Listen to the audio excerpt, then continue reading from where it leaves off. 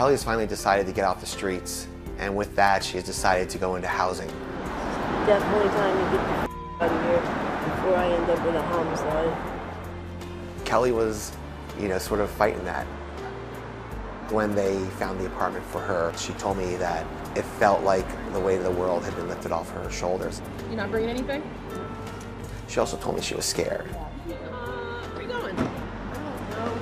Kelly is experiencing a lot of emotions. She's being taken from an environment that she knows all too well. She is going to miss chasing that high daily.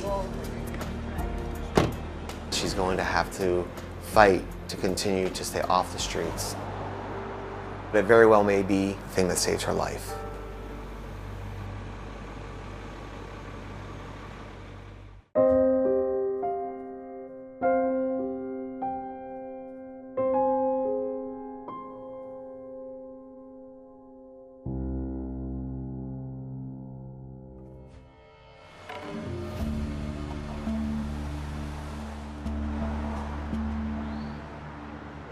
We're sitting 2 weeks away from the next eviction of the Frankfurt encampment. I am really hoping that this eviction is going to be handled a lot better than the last one. Guess what? Guess what they have today? This bridge community is not like the rest of the world. Our 24 hours feel like 72. The increase of homelessness in Kensington in a short period of time, and it's crazy to me, the increase of insanity. The majority of the people that live in this community have lost all couth. They've lost all respect of self, let alone the property or others. They don't bathe, they don't have regular conversation, they don't pray. Half of them don't eat or sleep. People down here are interested in one thing, and that's getting out. The tensions right now in Kensington are higher than I've ever seen them. I told her, I said, next time you come, next time I see you, you better have it. You're evicting homeless people. I just try to let that sink in sometimes. Like, you're telling homeless people they've got to leave. When that last eviction mandate came in, it was disorganized chaos. I think the city may have learned a little bit from that and has now increased their resources. What's your plans now? They're coming up with, some beds in the city for them. But what are you going to do to get them transitioned to the next level? What about those who aren't going to take that help? They're going to move to the next encampment. They're going to stay. As long as there is easy access in one of the largest open-air drug trades in the country. When people start to say the word eviction, they get scared. And when they get scared, they take off. When they take off, we lose track. How do you save somebody overdosing when you can't get to them?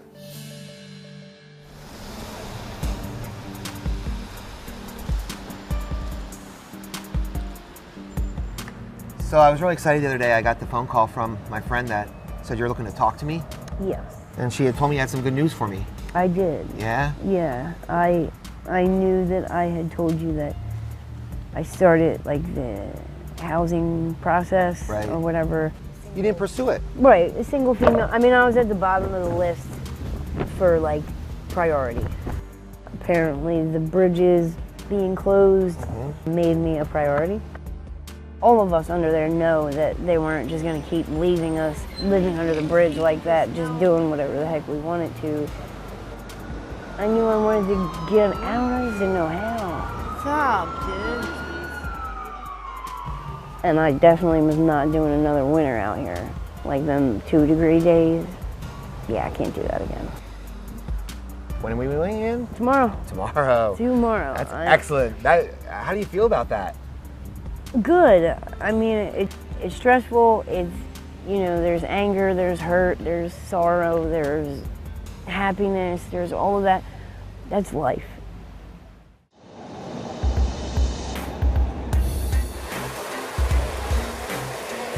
Jack. So it's all the same.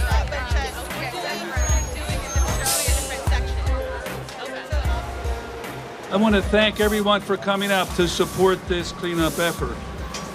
We in Philly have worked really hard with the opioid task force early in the administration to figure out how do we cut down on the availability of prescription drugs that lead to addiction.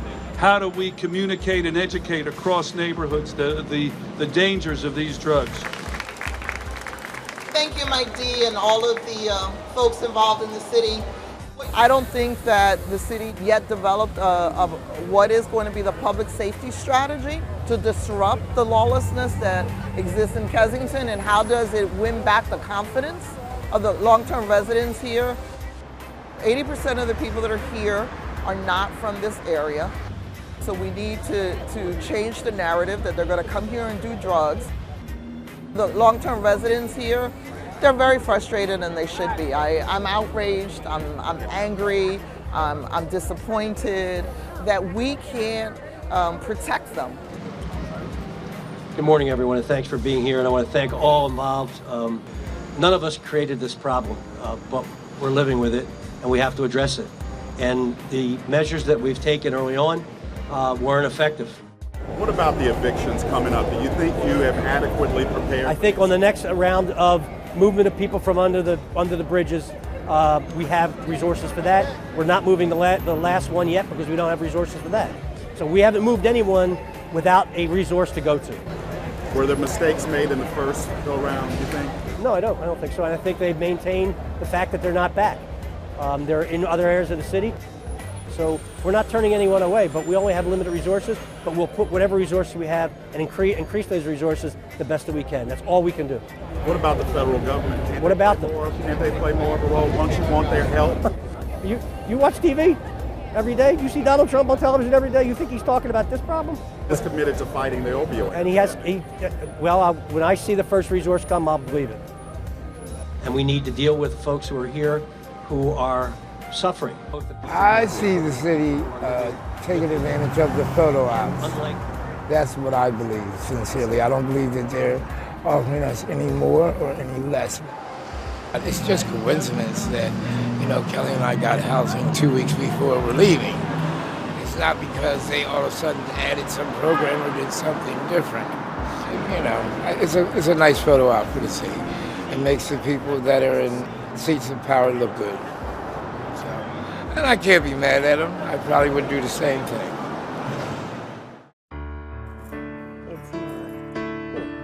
The day Kelly moved into her apartment, she was smiling from ear to ear. She actually seemed a little bit more peaceful than I've seen her ever. Wow, Kel, this is amazing. Here's the living room. I like it. Kitchen with food. With food? With food. And some food. Kelly, does this feel like home to you? It does. Sitting on that couch, she just sort of kicked back and put the feet up and smiled and was just happy to be where she was, soaking it all in. Slide a cheek. Let me sit on the couch with you for the first time. Yes. This is just the beginning to a brand new chapter. Yes. Are you excited? I am, but like I said, it takes from it. Just knowing, all right, I called the clinic, but... The methadone clinic? Right. I don't even have an appointment day yet. They have to do some type of request to make sure if it's okay if I return. Be proactive about it because you want to make sure that you start receiving the wellness cares sooner. So if something opens up sooner, tell them that you're willing. Right. See, now the problem with that is I don't have a phone. These are all little obstacles, or hurdles actually, to get over. And you overcome the biggest obstacle. You got off the street. You were under that bridge and on the streets for way too long. Long enough. Feels like a lifetime. So. But not everything's always gonna line up perfectly.